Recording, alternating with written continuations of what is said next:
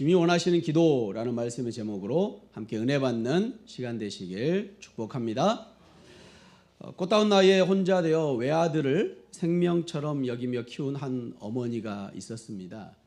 자신의 몸이 으스러진 줄도 모르고 그렇게 분에 넘치도록 그 아들을 뒷바라지했습니다. 그 아들은 훌륭하게 성장했고 더 많은 것을 배우기 위해서 어머니를 홀로 남겨둔 채 유학을 갔고 또 정착하게 되었습니다. 아들은 고향에 홀로 계신 어머니를 위해 매달 정성을 담아 송금을 해드렸습니다. 그런데 어머니는 늘 굶주렸고 동네에서 험한 일을 도맡아 했습니다. 그래서 사람들은 어머니를 돌보지 않는 불효자식이라고 아들을 욕했지요. 그렇게 시간이 흘러 사랑하는 아들을 보지 못한 채 어머니는 쓸쓸히 세상을 떠났습니다. 아들이 도착하기 전 마을 사람들이 장례를 치르기 위해서 그 할머니의 방을 들어가 보았습니다. 그 순간 그 마을에 있는 모든 사람들이 허탈감에 빠졌습니다. 그리워하던 아들이 보내준 그 편지 안에 들어있던 그 수표들을 그 벽에 붙여놓고 어머니는 아들을 그리워했던 것이지요. 그게 돈인 줄 모르셨던 것입니다. 여러분, 모르면 아무리 귀한 것을 가지고 있어도 누릴 수 없게 되고 별 의미가 없어집니다. 우리에게도 주님이 친히 가르쳐 주신 귀한 것이 이미 있음에도 누리지 못하고 있는 것이 있습니다. 바로 주기도문입니다. 하늘에 계신 우리 아버지여를 부를 때 가슴이 뛰어야 하고 벅차오르는 감동에 주체할 수 없는 기쁨이 넘쳐야 하는데 무슨 주문 외우듯 그냥 허공에 대고 외치고 끝나고 말지요. 우리는 주기도문의 가치를 크게 두지 않아서 문제입니다. 주기도문은 사복음서에 마태복음과 누가복음에 기록을 하고 있지요. 우리는 흔히 주의 기도 또는 주기도문이라고 말하는 데서 오해가 시작됩니다. 잘못 생각하면 주님의 기도로 생각하기 쉽고 주님이 기도하신 내용이라고 생각하기 쉽기 때문이지요. 그러나 주기도문은 그런 것이 아닙니다. 우리 주님께서 우리에게 기도하는 방법을 가르쳐 주신 내용이 주기도문이지요. 그래서 주의 기도나 주기도문이라고 하기보다는 주님께서 가르쳐 주신 기도라고 하는 것이 더 좋습니다. 이 시간 주님께서 가르쳐 주신 이 짧은 기도의 참된 의미를 깊이 묵상하며 우리의 기도가 어떻게 변화되어야 할지 그리하여서 우리의 삶이 어떻게 변화될 수 있는지 함께 은혜 받는 시간 되시길 축복합니다. 먼저 예수님께서 기도를 가르치신 배경입니다. 1절입니다. 예수께서 한 곳에서 기도하시고 마치심에 제자 중 하나가 여짜오되 주여 요한이 자기 제자들에게 기도를 가르친 것과 같이 우리에게도 가르쳐 주옵소서. 아멘. 예수님께서 기도하셨습니다. 습관적으로 기도하셨고요. 특별한 일이 있을 때도 기도하셨지요. 예수님께서는 세례 받으실 때 기도하셨고요. 제자들을 택하실 때 기도하셨고요. 제자들에게 고난에 대해서 말씀하시기 전에 기도하셨고요. 변화산에서 기도하셨고요. 십자가를 지기 전에 기도하셨습니다. 예수님이 기도를 마치셨을 때 한 제자가 찾아와 기도를 가르쳐 달라고 예수님께 말합니다. 제자가 스승에게 가르쳐 달라고 요청하는 것 당연하고 평범한 일입니다. 하지만 복음서에서 제자들이 예수님께 무엇을 가르쳐 달라고 요청하는 일은 이 일이 유일합니다. 기도를 가르쳐 달라는 이 일이 유일하다는 것이죠. 하지만 더 놀라운 사실은 기도를 가르쳐 달라는 것에 있습니다. 왜냐하면 예수님의 제자들은 다 유대인이었고 유대인들은 기도에 대해서 타의 추종을 불허할 정도로 너무나 잘 알고 있는 사람들이 유대인들이었지요. 정리하면 제자들이 기도할 줄 몰라서 예수님께 기도를 가르쳐 달라고 요구한 것이 아니라는 것이죠. 예수님 당시에 유대인이라면 누구나 잘 알고 있는 유명한 기도들이 있었습니다. 대표적으로 카디시라는 짧은 형태의 기도가 있었고요. 또 18번 축복 기도가 있었습니다. 다소 긴 내용이지만 그들은 먼저 카디시는 그 유대 회당에서 설교를 마치고 나면 다 같이 하는 기도가 카디시 기도였습니다. 그리고 18번 축복 기도는 18개의 항목으로 된 긴 기도문인데 유대인들이 하루 3번 아침, 오후가 시작될 때 또 저녁에 기도한 이 3번의 기도에서 항상 하는 기도문이 바로 이 축복 기도문이었습니다. 이러한 기도가 있었음에도 제자들은 예수님께 기도를 가르쳐 달라고 요청하고 있는 것이죠. 왜 그랬을까요? 왜 그들이 알고 있는 기도가 충분히 있었음에도 불구하고 예수님께 기도를 요청하고 있는 것일까요? 본문은 왜라고 얘기합니까? 세례 요한이 제자들에게 기도를 가르쳐 줬기 때문이지요. 그 내용이 무엇이었는지 알 수 없지만 아마도 특별한 기도였던 것 같습니다. 당시 랍비들은 제자들에게 기도를 가르쳐 줬고 그래서 그 기도를 통해 누구에게 속한 제자인지 알 수가 있었다고 합니다. 지금 제자들은 예수님께 그들만의 특별한 기도가 필요하다고 생각하고 마침 예수님께서 기도하시자 기도를 가르쳐 달라고 요청하고 있는 것이죠. 제자들은 그들만의 특별한 기도를 원했던 것입니다. 그리고 예수님께서는 제자들이 할 수 있는 주님이 원하시는 기도를 가르쳐 주시기 시작합니다. 예수님이 원하시는 기도 첫 번째, 기도의 대상입니다. 주님이 원하시는 아버지를 부르는 관계의 기도라는 것이죠. 2절 상반절입니다. 예수님께서 이르시되 너희는 기도할 때에 이렇게 기도하라. 아버지여 이름이 거룩하여 여김을 받으시오며 나라가 임하시오며. 아멘. 예수님이 기도를 가르쳐 주시면서 가장 먼저 누구에게 기도해야 하는지를 분명히 하십니다. 본문은 너희는 기도할 때 이렇게 하라고 말씀하시면서 아버지여 라고 부르라고 하십니다. 당시 유대인들에게 하나님은 두렵고 거룩한 분이셔서 감히 그 이름을 직접 부를 수 없는 그런 존재였습니다. 하나님은 창조주로서 모든 피조물의 아버지가 되십니다. 어떤 피조물도 하나님이 없이 살 수 없는 것이죠. 생명을 주고 생명을 걷어가시는 분이 하나님이십니다. 공중의 새를 먹이시고 참새 한 마리도 하나님의 허락이 없으시는 땅에 떨어질 수 없다는 것이죠. 사람도 마찬가지입니다. 그런데 예수님은 하나님을 아버지라 부르라고 가르치고 계십니다. 예수님도 하나님의 아들로서 언제나 하나님을 내 아버지라고 부르셨습니다. 십자가에서 나의 하나님이라고 부른 것 외에는 다른 데는 항상 하나님을 아버지라고 부르셨습니다. 그리고 제자들에게 대해서도 너희 아버지라는 표현을 사용하셨지요. 제자들에게도 하나님이 아버지가 되심을 말씀해 주신 것입니다. 여기서 아버지는 친밀함을 표현하는 표현이지요. 창조주와 피조물의 관계가 아니라 가족의 의미에서 아버지를 말하고 있는 것입니다. 이것은 정말 혁명적인 가르침이 아닐 수 없습니다. 여기서 아버지라는 단어를 보면 원어로 보면 파테르라고 쓰는데요. 예수님 당시에 아람어로 사용하면 아빠라는 단어의 의미입니다. 우리가 알고 있는 아빠와 같은 의미이지요. 아빠는 어린아이가 아버지를 친밀하게 부르는 호칭입니다. 기도는 하나님과 우리 사이의 인격적이고 친밀한 관계에서 시작되는 것이라고 선포하고 있는 것이죠.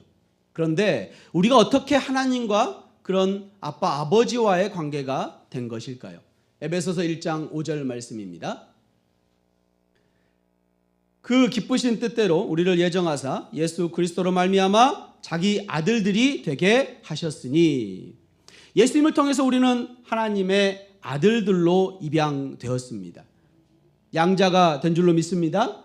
그래서 우리는 하나님을 아버지라고 부를 수 있게 된 것이죠. 우리는 종종 하나님을 어려운 문제를 해결해 주시는 해결사나 필요한 것을 공급해 주시는 자판기처럼 여길 때가 있습니다. 그러나 기도의 본질은 무엇을 얻는가가 아니라 그 전에 누구에게 기도하는가가 중요합니다. 우리는 만물의 창조주이시며 역사의 주관자이신 하나님, 그 위대하신 분을 아빠라고 부를 수 있는 특권을 얻은 자녀들입니다. 로마서 8장 15절 말씀입니다. 너희는 다시 무서워하는 종의 영을 받지 아니하고 양자의 영을 받았으므로 우리가 아빠 아버지라고 부르짖느니라. 아멘. 구원받은 자들은 구원을 통해서 하나님과 이런 친밀한 관계에 들어오게 되었다는 말이지요. 그래서 우리는 하나님을 아버지라 부를 수 있고, 예수님은 하나님에 대한 많은 호칭 중에 특별히 여기서 아버지를 언급하시고 그렇게 부르라고 말씀하고 계신 것이지요. 성도 여러분, 우리는 살아가다 보면 세상에 기댈 곳이 점점 없어지는 것을 느끼게 됩니다. 자녀들은 커서 떠나가고 부모님은 연로해지고 직장에서는 언제 밀려날지 모르는 불안감에 휩싸이지요. 바로 그때 우리는 하늘에 계신 우리 아버지를 불러야 합니다. 그분은 우리를 결코 떠나지 않으시고 우리의 모든 사정을 아시고 가장 좋은 길을 인도해 주시는 분이십니다. 기도는 바로 그 아버지와 친밀한 대화를 하는 것입니다. 여러분의 기도는 누구를 향하고 있습니까? 그저 허공을 향한 외침입니까? 아니면 사랑하는 아빠, 아버지와 대화입니까? 기도로 하나님 아버지와 친밀한 대화를 하시길 축복합니다. 예수님이 원하시는 기도 두 번째, 기도의 우선순위, 나의 나라가 아니라 하나님의 나라를 구하는 기도입니다. 나의 나라가 아니라 하나님의 나라를 구하는 기도. 2절 하반절입니다. 다시 한번 2절 볼까요?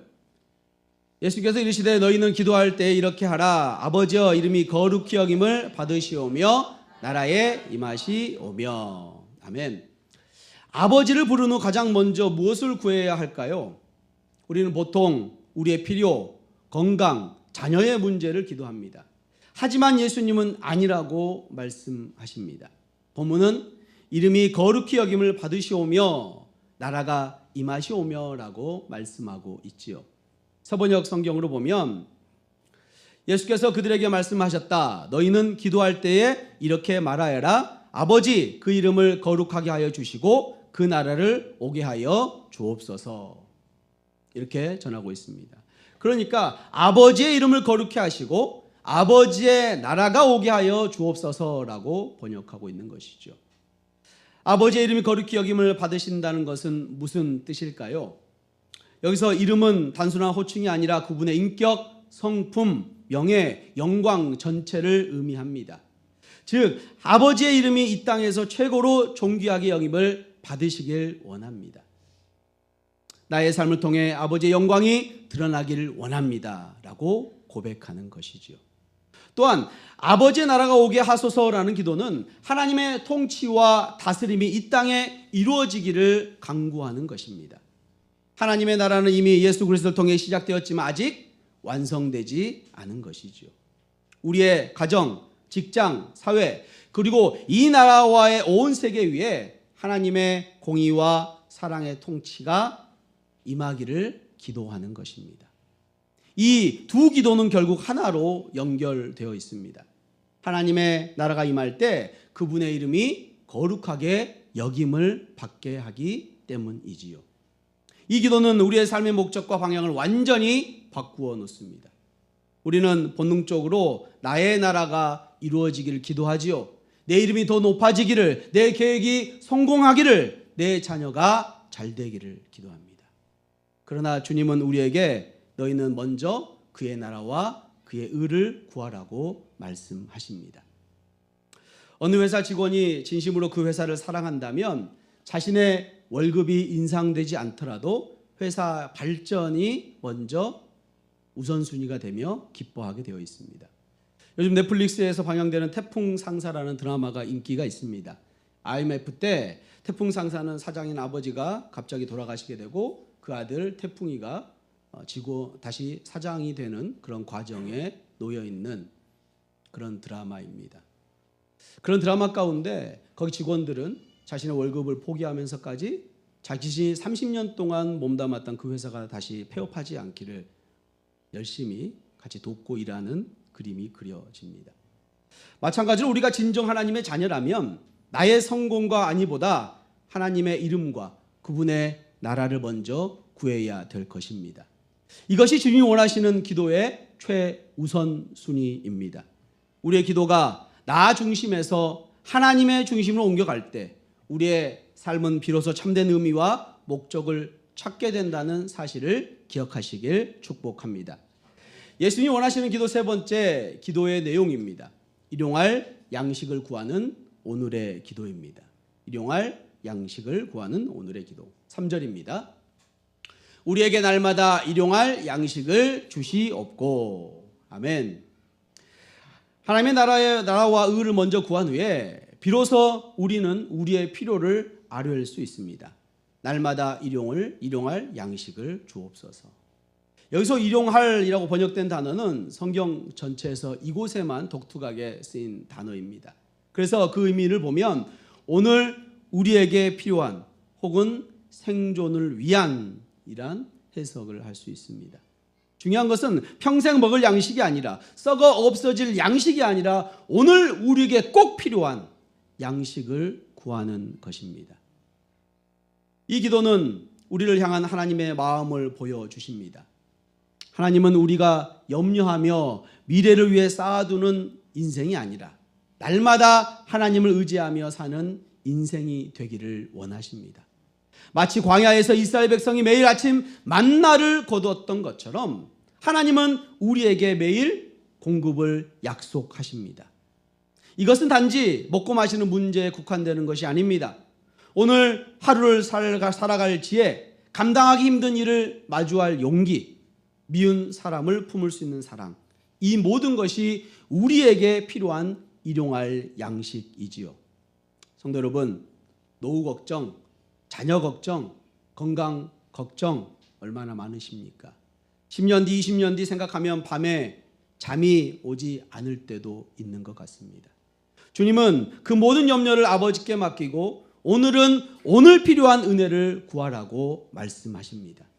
하나님은 우리의 하늘 아버지께서 이 모든 것이 우리에게 있어야 할 줄 아신다고 약속하십니다. 일용할 양식을 구하는 기도는 모든 염려를, 무거운 짐을 내려놓고 하루하루를 하나님의 은혜 안에서 자유롭게 살아가는 믿음의 훈련임을 기억하시길 축복합니다. 예수님이 원하시는 기도 네 번째 기도의 관계입니다. 용서를 통해 하나님과 이웃과의 관계를 회복하는 기도입니다. 4절 상반절입니다. 우리가 우리에게 죄 지은 모든 사람을 용서하오니 우리 죄도 사하여 주옵시고.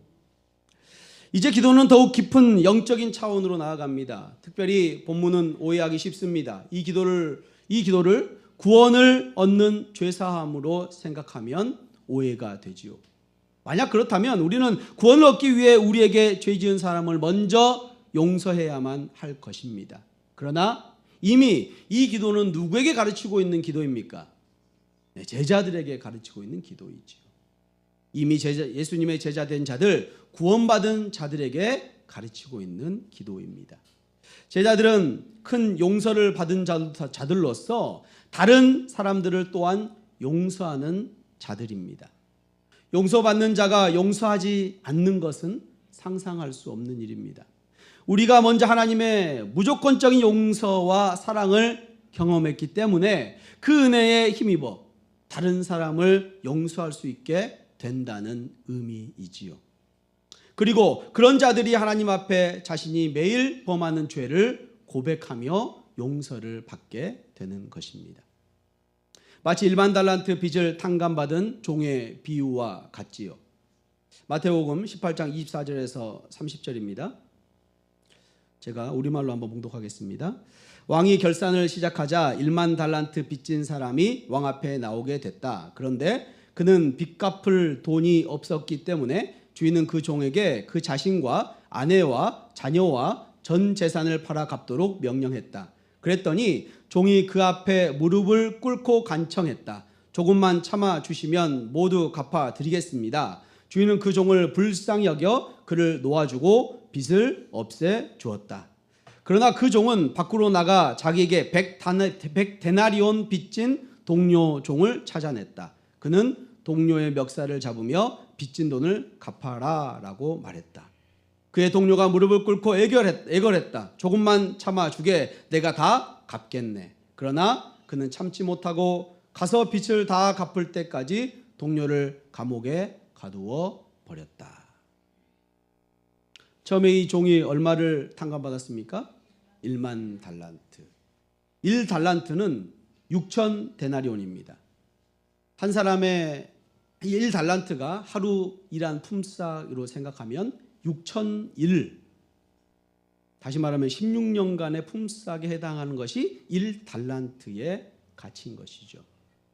하루의 품삯을 10만 원으로 계산하면 1달란트는 6억 원에 해당하는 가치가 있습니다. 1달란트가 해도 이 정도인데 1만 달란트는 어느 정도의 가치일까요?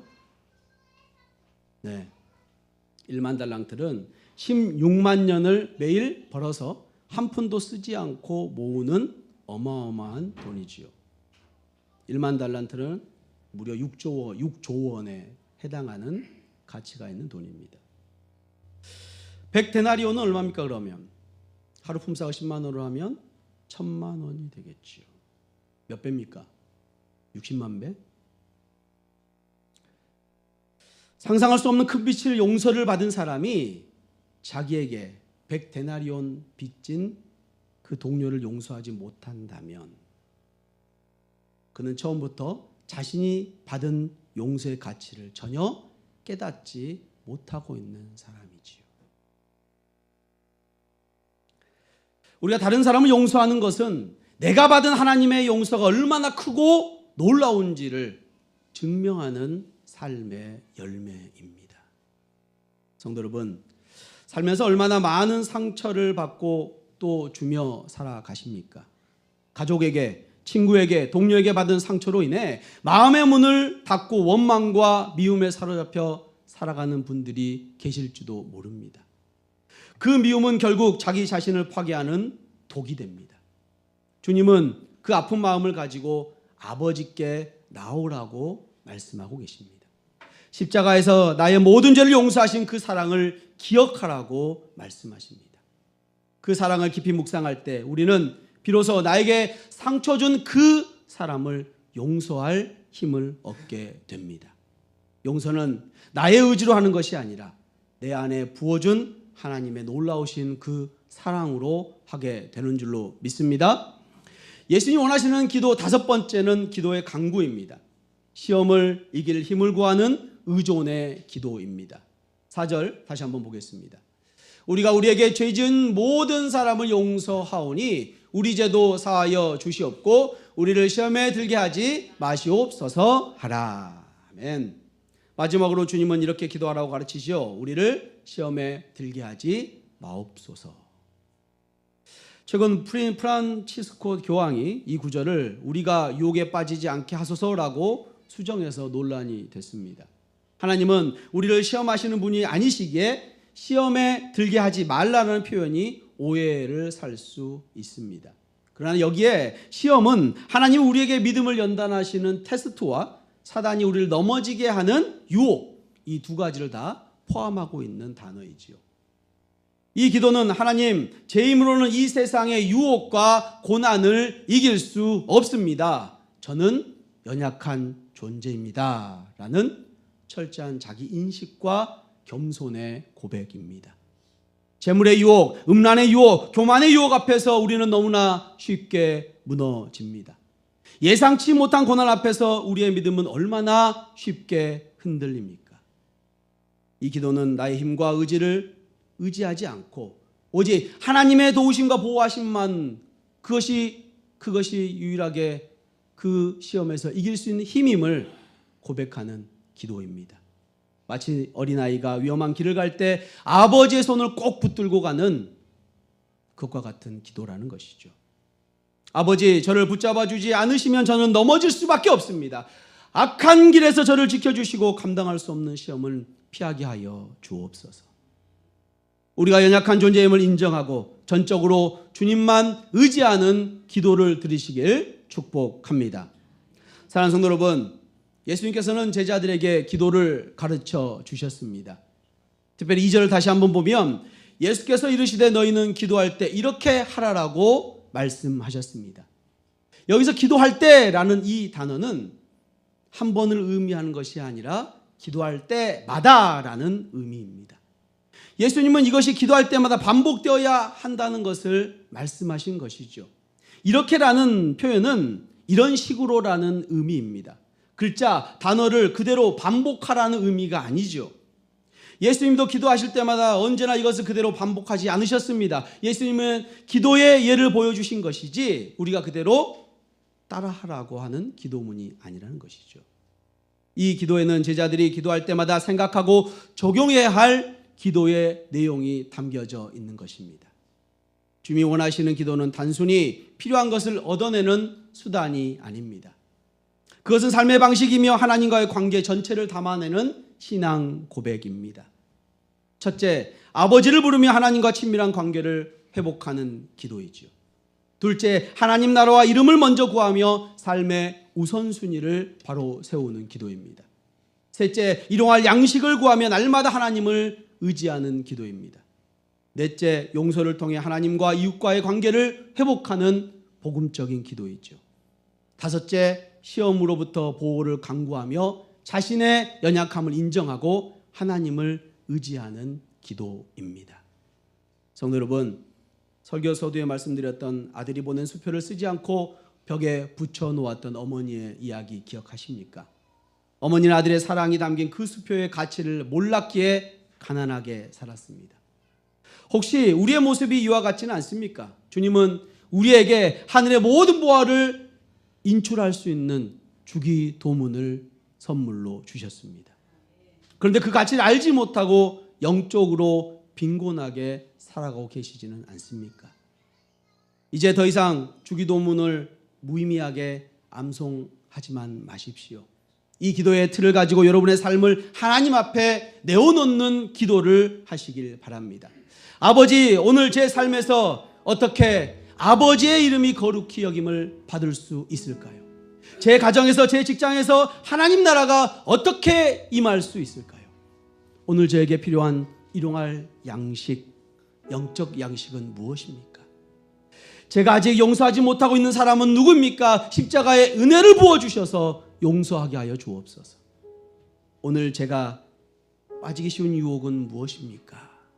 미리 막아주시고 지켜주옵소서. 우리의 이 기도가 변할 때 우리의 삶도 변하게 될 줄로 믿습니다. 주님 원하시는 기도를 통해 날마다 하늘 아버지와 깊은 교제하며 이 땅에서 하나님의 나라를 살아가기를 결단하는 주님의 은혜교회 성도님들 되시길 주님의 이름으로 축원합니다. 아멘.